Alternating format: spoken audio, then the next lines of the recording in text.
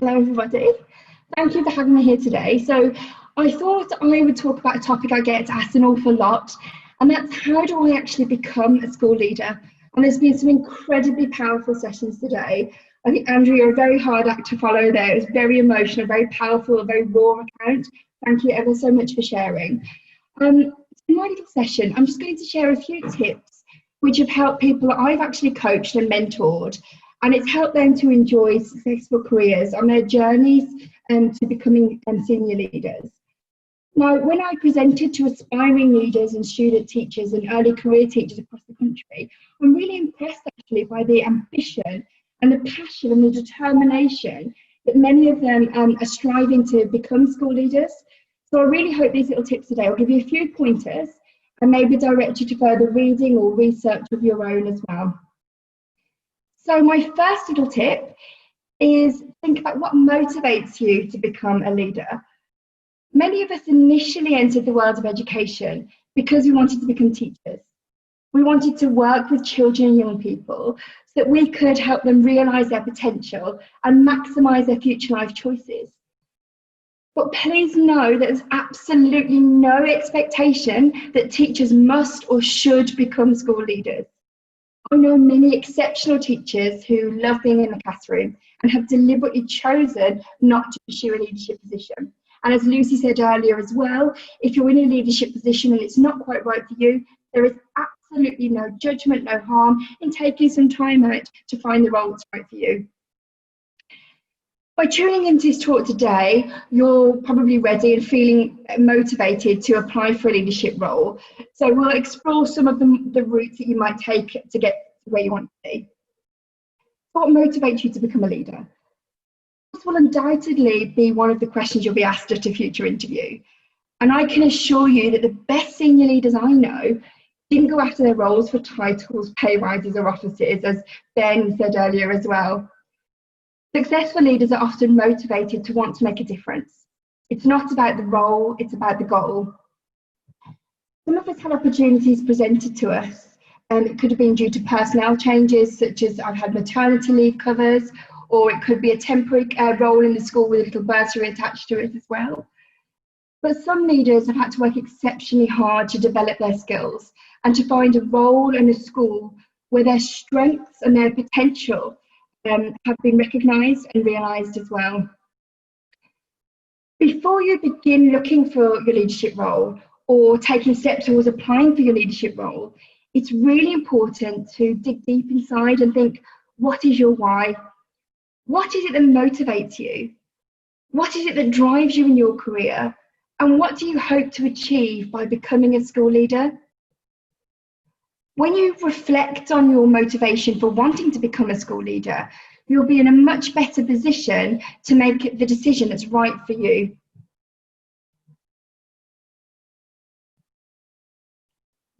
And this leads me nicely onto my next slide here.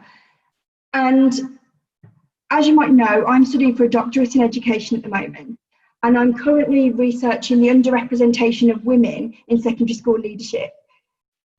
Despite the workforce being almost 2/3 women, predominantly women, just over 1/3 of women occupy headship positions in secondary schools in England. Now, we teach our children about equality and equity and diversity in the classroom, but how can they truly appreciate diversity if they're not seeing it in practice? Becoming a school leader allows all of us to be the change that we want to see in society. And a favourite quote that you've probably seen me tweet out an awful lot or talk about at conferences is, "You can't be what you can't see." That's by Edu. Being a leader means being a role model. You can be the person that our children and young people aspire to be like. You can be the leader that enthuses and inspires our teachers to become better in the classroom or in the school community. So use this ambition, use this positivity and the passion that you have to make a difference, to help others realise their dreams and to inspire others to fulfil their potential. Change leadership refers to the ability to influence and motivate others through your own vision, your own drive, and your personal advocacy. You can be the leader that enthuses others to become leaders themselves, And I often use a little metaphor as well. So there's lots of metaphors out there, like sending the elevator back down or passing the ladder back down. But remember that where you are in your career right now is where lots of people are aspiring to be. So as you climb up to leadership, don't forget to put a hand down and pull somebody back up with you. You're in a privileged position as a leader where you can guide others and you can bring out the best in them as you journey towards your shared goals. So if you've decided leadership's right for you, and if you're feeling motivated to apply for a role, it's now time to look for the role that's right for you in the school that celebrates what you can offer. Find a school where the core values and vision align with your own. Take your time to find the role that's right for you, somewhere where you'll be happy. That's really important. We've heard that from a lot of our speakers today, where you'll be valued and where you will thrive as the leader you know you can be.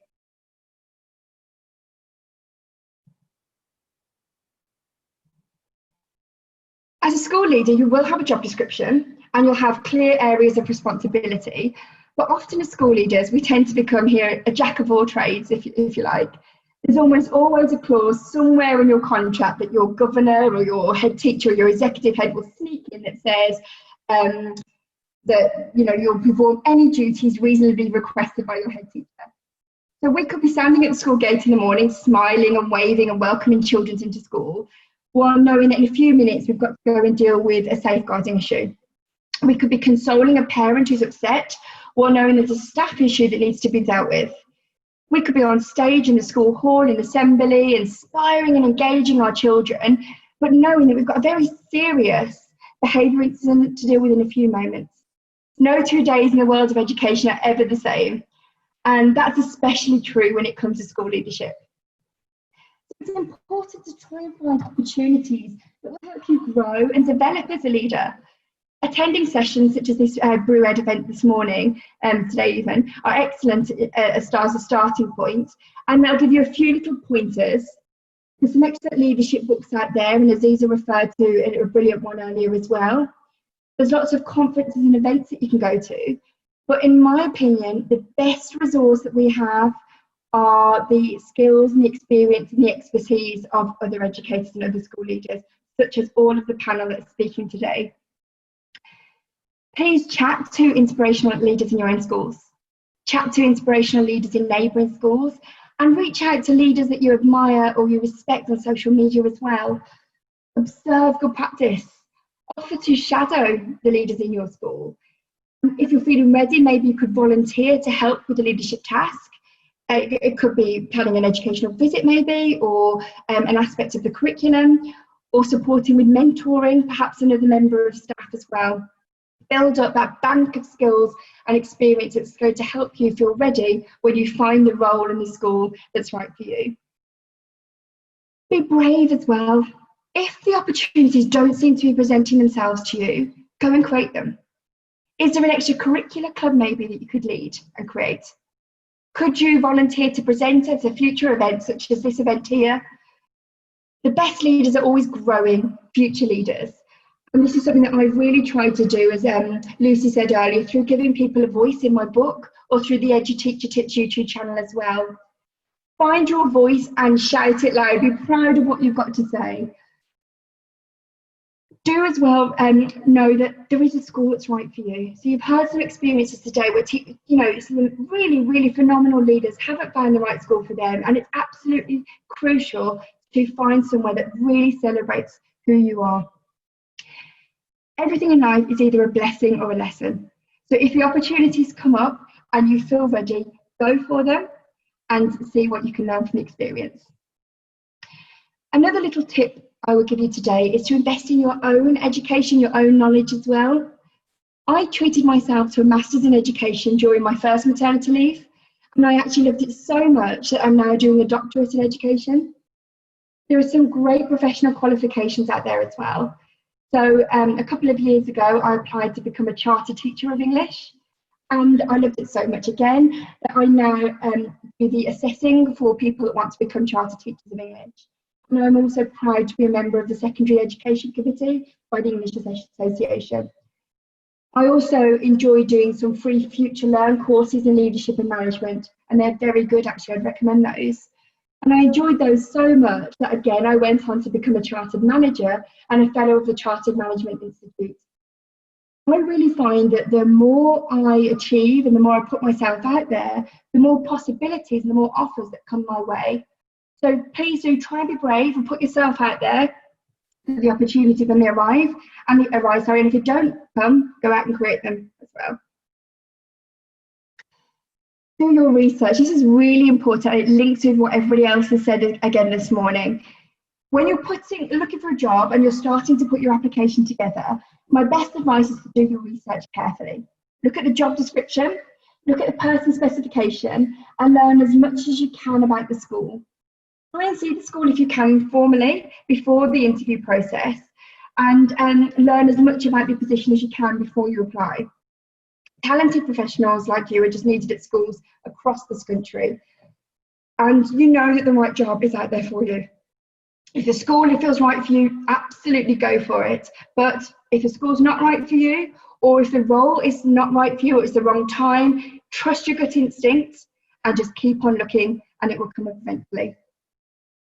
There's a brilliant educator actually on Twitter, and her Twitter handle is @penny_10. And she shared a quote with me about a year ago that's really stuck with me. And it's, "Go where you are celebrated, not tolerated."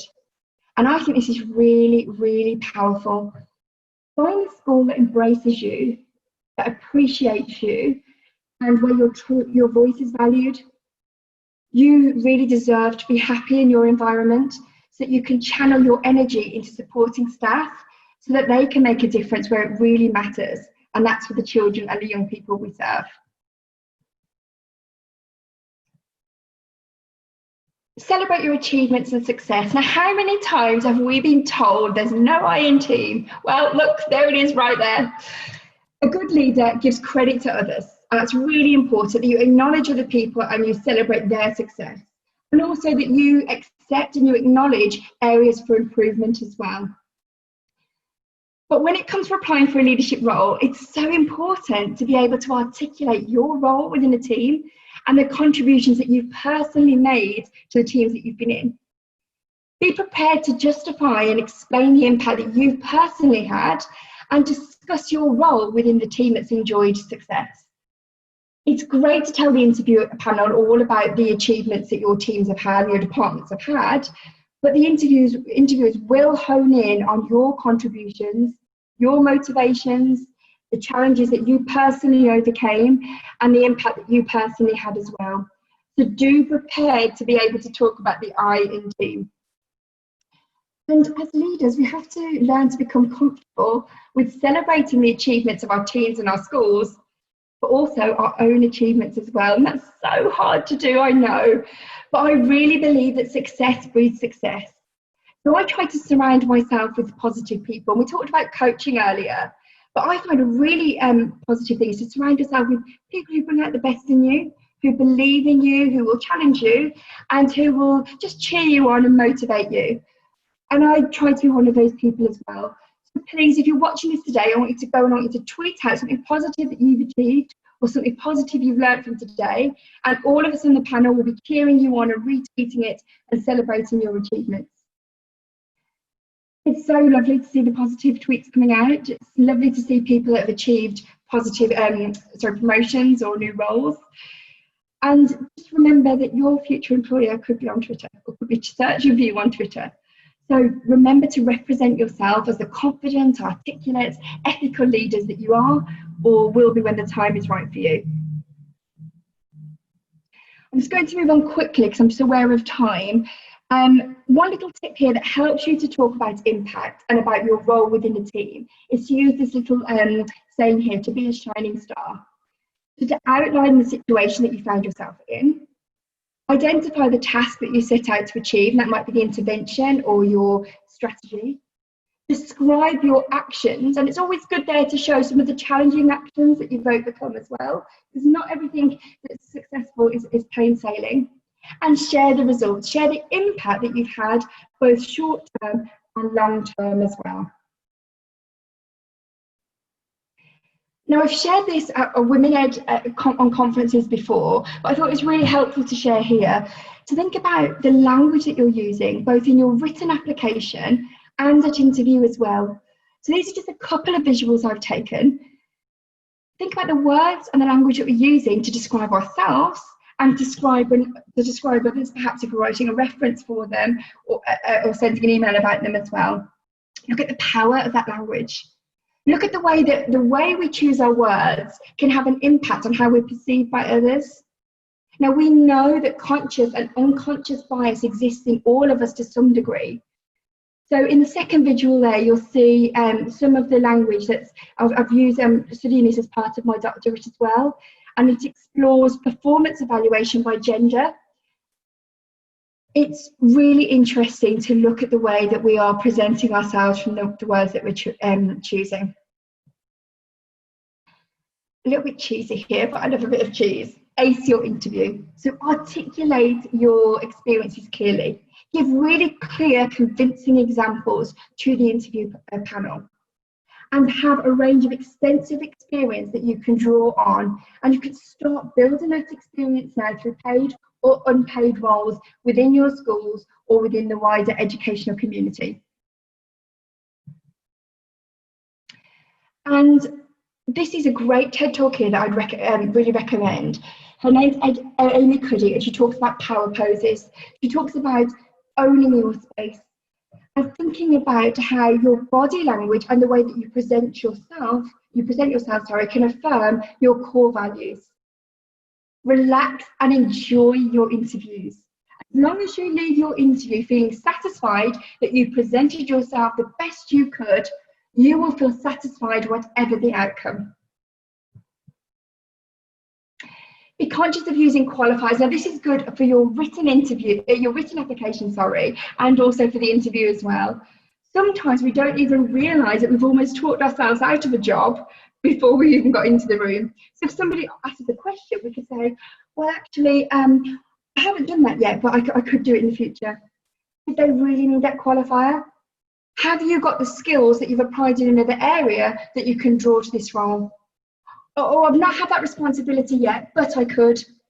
Be careful of the power of your language. Now, a coach might go through this with you, but I also find quite good is to record yourself on Zoom or on FaceTime, phone recording, and watch yourself back, and watch sometimes the way that we don't feel comfortable talking positively about ourselves, and we've got to really try to do that more. Imposter syndrome. So again, I'll just briefly touch on this. I think we probably all had that at the time, and it was Andrew that talked about this earlier as well. Sometimes we don't even know what imposter syndrome is, but we experience these feelings where we don't feel that we're good enough for the role, but trust me, we are. We are good enough.